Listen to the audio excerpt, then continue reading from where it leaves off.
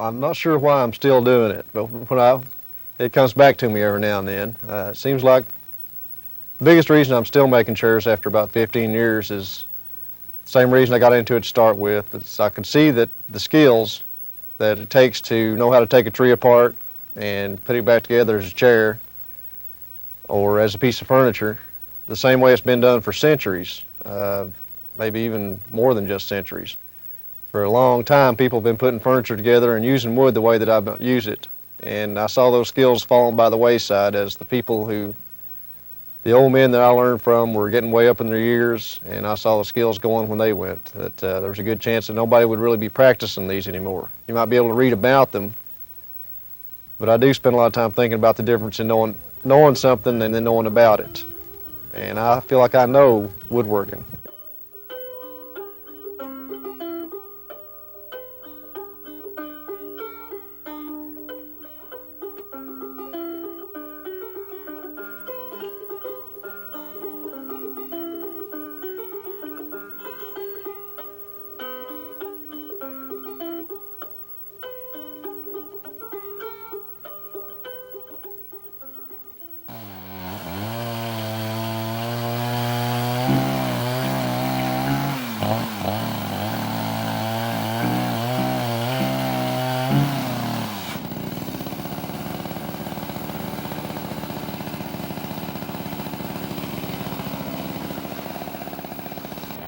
It ain't going the way I want it to.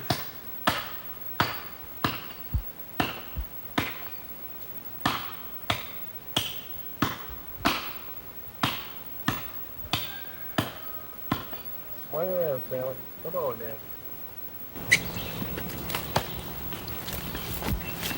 It's a draw knife. Most people used to just using them for shoeing horses, leveling their hooves up now. Farriers use them a lot. But I use them in all different phases of what I do. What I want to do is get the cambium layer of this bark. That's the layer between this rough exterior and the wood itself. I start out by slicing off that crust.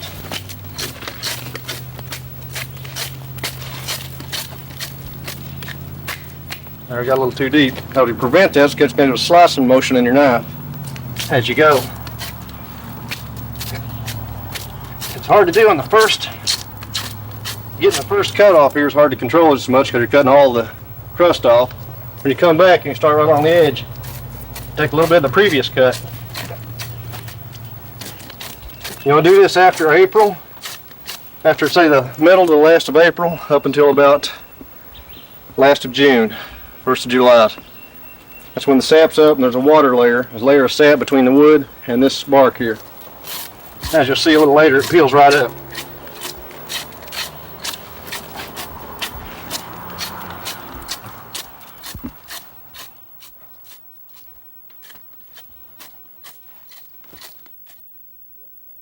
Met a fellow at a party, an old friend of mine, and he was building a log house. And he kind of facetiously said, "Come on over." I didn't know he'd been through 15 helpers at that time, and I started out as a helper helping him build a log house, and that kind of got rekindled an interest in woodworking. And from working with Jake to meeting a few chair makers that were still alive, as I've talked about, I may have spoken to about already, was Irvin Messer and Buck Justice from here around the area. That got me started in the chair making, into this woodworking field of working from the woods to the finished product. And I see that as distinguishing myself from woodworkers who go to the lumber yard and buy their lumber and come home with the plans and make up their projects. I really think it's special to start with the timber and walk all the way through to the finished product. And that first piece of bark straight and getting it peeling, not always real easy to do.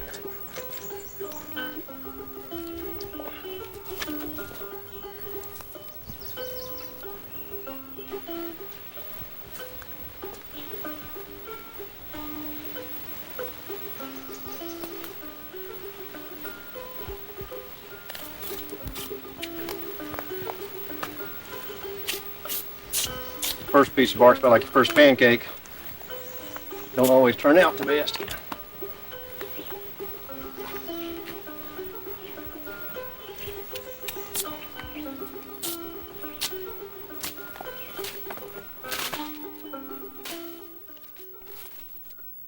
feel like that I do have there's a little bit of creativity. I do have a little bit of the creative side, and I can indulge that in my chair making. You know, folks will say the chairs may look alike, but no two chairs will. The way I make them, do they look alike? There's differences in them. And especially lately, I'm able to explore different patterns and designs in chairs. Earlier, when I was just getting started at this, and I think I was going to give up, something would come along. Roy Underhill on TV was a source of inspiration. I'd turn it on, and old Roy would be making a chair or something, be cutting his fingers and sweating and sawing, and I think, well, that looks kind of cool, you know. So I'd get into that. The old men that were doing it as a hobby, I guess they were still doing it, but I think they got their inspiration of wanting to continue a tradition, of wanting to continue something that they did as young men, or maybe they saw their grandpa do. And I got a lot of inspiration from them. Try to nudge this into the art world as folk art, or as an art form, because these are skills that, as far as I'm concerned, are very close to art. And unfortunately, there's other people that think about it the same way. Okay.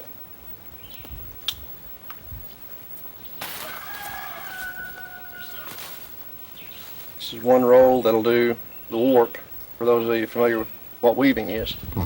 A seat. Whenever you weave something, you just wrap them around both in front and back, and then you go back and do the weavers through. And this will do about half a warp for a dining chair.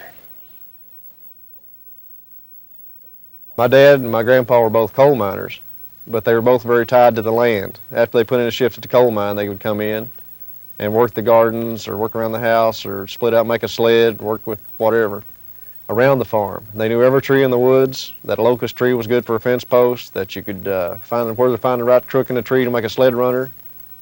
And that was left over from my grandpa's father, who made a living off the land, who raised hogs, who raised cornfields. Now when you go through the woods and there's timber growing up 20 inches around, you'll see a pile of rocks beside of it where it was a cornfield, where my great-grandpa raised corn there, all the way cleared it up to the top of the hills. And those people knew their land, they knew the water, they knew how to make a whole different style, a whole different kind of living than what people know today. And I work toward keeping a little bit of that alive right here. Now I'm splitting it. I split it before with the growth rings. Those are the growth rings, the annual rings in the tree. Now I'm trying to split it across those. You're splitting with the rays. Medullary rays, they're called. They're really pronounced in this wood, white oak.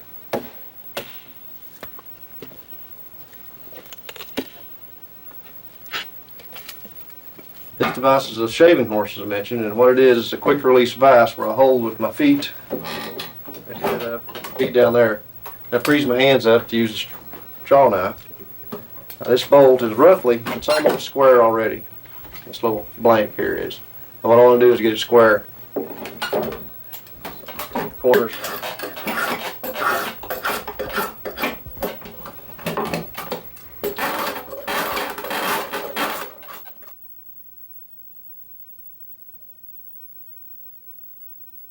A few years ago, I thought artist was just those people that stood a canvas up and sketched on it and put some oil on it, and it was a beautiful picture when they were finished.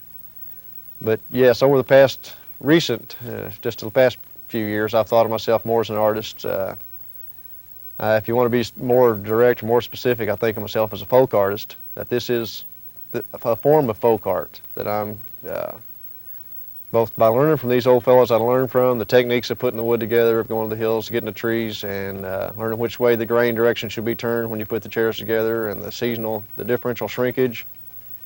Yeah, I think of myself as an artist these days. And unfortunately, there's enough of a following, or enough patrons out there, I call them patrons now when they buy more than one piece of my work, enough patrons out there that think the same. And I'm real pleased to see that there are people who appreciate what I do. Roughly square.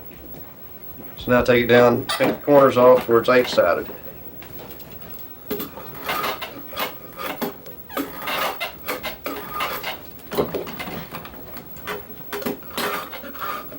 Now, one of my fellows I call a mentor, he's a chair maker that's passed on now, Chester Cornett, stopped at this stage and started putting his chairs together. And I have adopted that, or I borrowed that from him. As you can see, with a close-up, you might see in this walnut chair, posts are 8-sided, these rounds are 8-sided. So I lay these, most times I'll shape an end on these and then lay them up to dry, because in greenwood joinery, you want to have these, everywhere there's a rung plugging into a post, you want to have the round good and dried down so the shrinkage has already occurred. And the posts green are full of moisture, so it's going to dry up and shrink just a little bit. So everywhere that these are driven in here, the posts will shrink up just a little bit and tighten up and make the chair even stronger after it seasons down than it was when you first put it together. And they're pretty strong when you first put them together.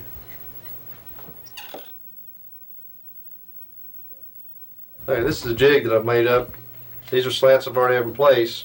I'm going to knock these slats out of it, at least one or two of them. Sometimes it's easier.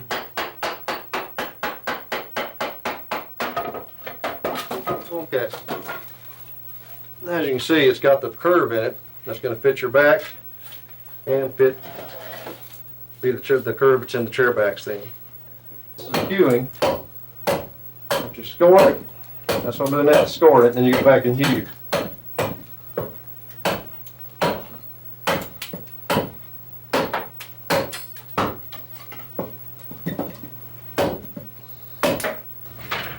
One of these when I'm finished in. And that goes into the chair back.